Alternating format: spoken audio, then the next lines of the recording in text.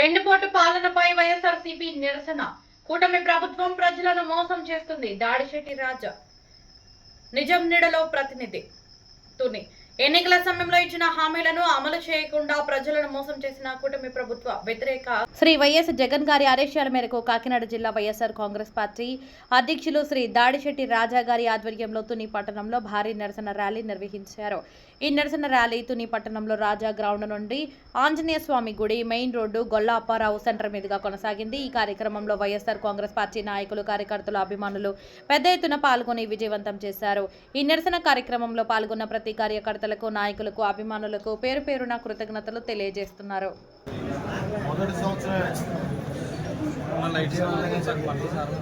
రెండో సంవత్సరం దానికి రెట్టింపు కోపంతో ఈ రాష్ట్రంలో ఉన్న విద్యార్థులు కానీ, మహిళలు కానీ, రైతులు కానీ, నిరుద్యోగులు కానీ, ముఖ్యంగా డిఎస్సీలో దగాపడ్డ అభ్యర్థులు కానీ పాల్గొనడం ఈరోజు కార్యక్రమాలు రాష్ట్ర వ్యాప్తంగా పాల్గొనడం. చంద్రబాబు నాయుడు గారికి ఈ రాష్ట్రంలో ఉన్న యువత, నిరుద్యోగులు అందరూ కూడా ఒకటే చెప్తున్నారు, అయ్యా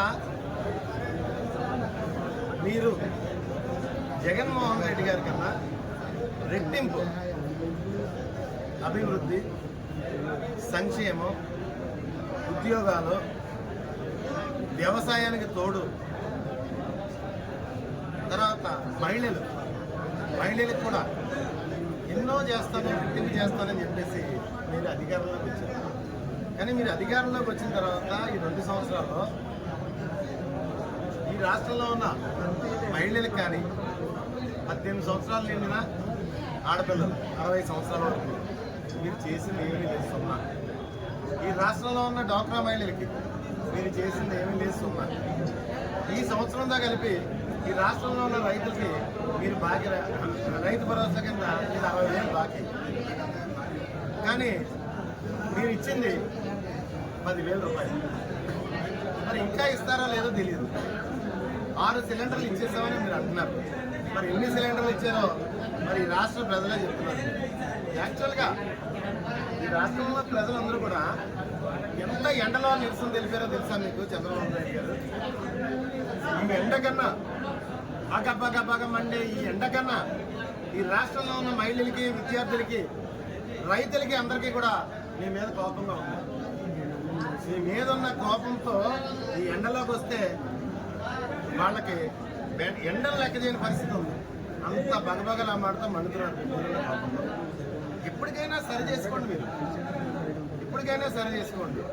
3,40,000 చిల్లర అప్పు చేశారు, కోట్లు. 3,40,000 కోట్ల చిల్లర అప్పు చేశారు 2 సంవత్సరాల్లో.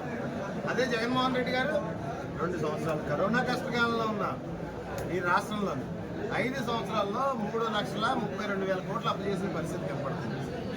మరి రాష్ట్రానికి వచ్చిన ఆదాయం ఉద్యోగ జీతాలు, ఖర్చులో తీసేద్దాం అనుకుంటున్నారు. మరి ఈ డబ్బంతా ఏమైపోతుంది? మీరు తెచ్చిన అప్పులన్నీ ఏమైపోతుంది? అమరావతికి అప్పులు చేస్తున్నారు. అమరావతిలో ఖర్చు మీకు ఏమైనా అర్థమవుతుందా చంద్రబాబు నాయుడు గారు? అమరావతిలో కాంట్రాక్ట్ ఎస్ఎఫ్టీ ఎంత ఇస్తున్నారు మీరు? 20,000 పైచీలకు. మరి కేంద్ర ప్రభుత్వం మీకు శాంక్షన్ చేసిన సెంట్రల్ సెక్రటరియట్కి ఎంత ఇచ్చింది? నివాస భవనాలకి ఏమో 3,800 చిల్లర వచ్చింది ఎస్ఎఫ్టీకి. లేకపోతే బిల్డింగ్స్కి ఏమో 4,000 చిల్లర వచ్చినట్టు. ఏంటి తేడా ఇది? దోపిడీ కాదా? ఆ గ్యాప్ అంతా దోపిడీ కాదా? సెంట్రల్ స్టాండర్డ్స్ ఎలా ఉంటాయో మీకు తెలియదా? పబ్లిక్గా ఈ రాష్ట్రంలో నెట్టనిలుగా దోపిడీ చేస్తూ ఈ రాష్ట్రంలో ప్రజల్ని బుకాయించడం, దబాయించడం. మరి మొన్న స్టీల్ ప్లాంట్లో ప్రాణాలు కోల్పోయారు. ప్రాణాలు కోల్పోయిన వాళ్ళ దగ్గరికి వచ్చి సానుభూతి పలకవలసిన మీరు, లేకపోతే మీ బాబు లోకేష్ గారు ఇలాంటి మాటలు మాట్లాడుతున్నారు. పవన్ కళ్యాణ్ గారు కూడా ఏమంటే అక్కడ రాజకీయం చేయడానికి వచ్చారా మీరు? అక్కడ రాజకీయం చేయడానికి వచ్చారా? ఆ స్టీల్ ప్లాంట్లో ఉద్యోగస్తులు, సహచరులు అందరూ కూడా మరణింటే ఎన్నాళ్ళని బట్టి నుంచో వాళ్ళతో కలిసి పనిచేసిన వాళ్ళు అందరూ కూడా బాధతో వాళ్ళు ఉంటే మీ ఇంట్లో వాళ్ళు ఎవరు చనిపోలేదు కదా? స్టీల్ ప్లాంట్ మేమే కాపాడాము. అది ఎవరు అడిగారు సార్ మిమ్మల్ని? అదెవరు అడిగారు? మీరు పరామర్శించిన తర్వాత కూడా మళ్ళీ 2 ప్రమాదాలు జరిగాయి స్టీల్ ప్లాంట్లోని. మీరు పరామర్శించి వచ్చిన తర్వాత కూడా 2 ప్రమాదాలు జరిగాయి.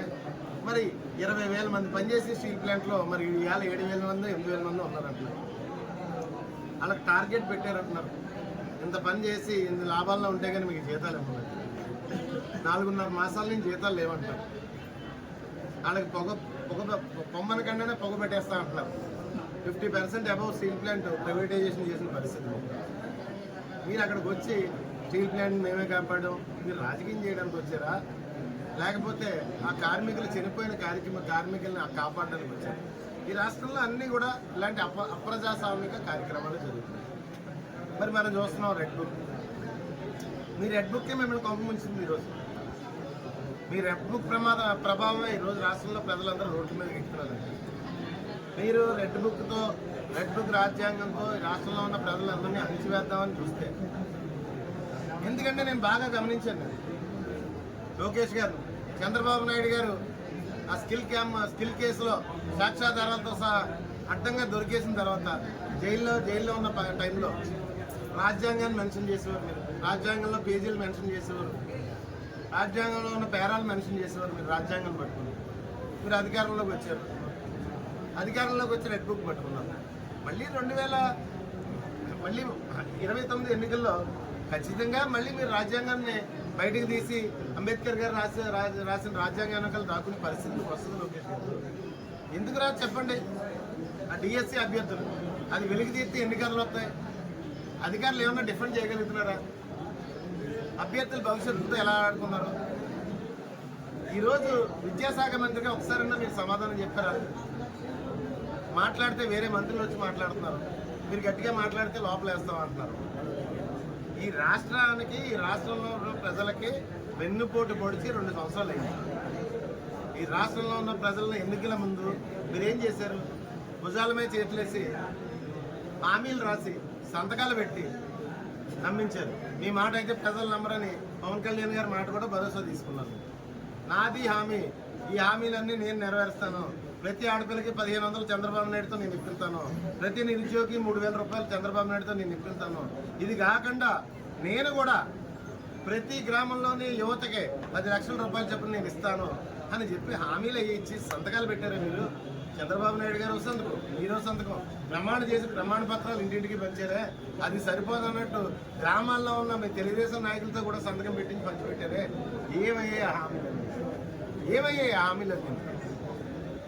మీరు నిలబెట్టుకోలేదు కాబట్టి ఈ రాష్ట్రంలో ఉన్న యువత, ఈ రాష్ట్రంలో ఉన్న మహిళలు, మీకు ఒకటే చెప్తున్నాను, యువత రోడ్డు మీదకి వచ్చిందంటే, జన్జీ రోడ్డు మీదకి వచ్చిందంటే తల్లిదండ్రులు పంపిస్తేనే వస్తారు.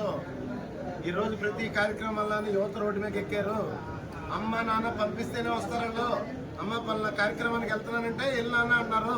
ఎందుకంటే వాళ్ళు మోసపోయారు, వాళ్ళు అన్యాయం అయిపోయారు. కాబట్టి ఖచ్చితంగా మీ పరిపాలనా విధానాన్ని ఖచ్చితంగా మార్చుకోవాల్సిన అవసరం ఉంది చంద్రబాబు నాయుడు గారిని తెలియజేసుకుంటూ సెలవు తీసుకుంటాను.